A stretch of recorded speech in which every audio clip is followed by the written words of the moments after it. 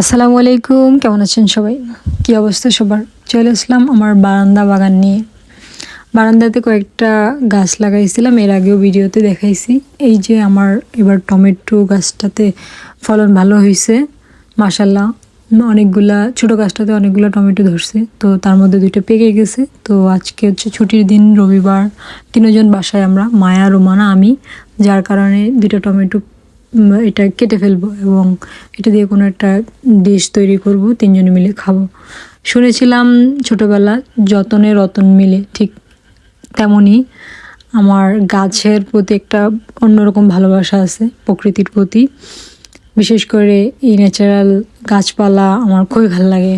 তো আমি অবসর সময় বের করে নিয়ে হলেও এইটুকু করি, আমার ভাল লাগে, অনেক অনেক ভালো লাগে সব কিছু একদিকে। আর এই কাজগুলা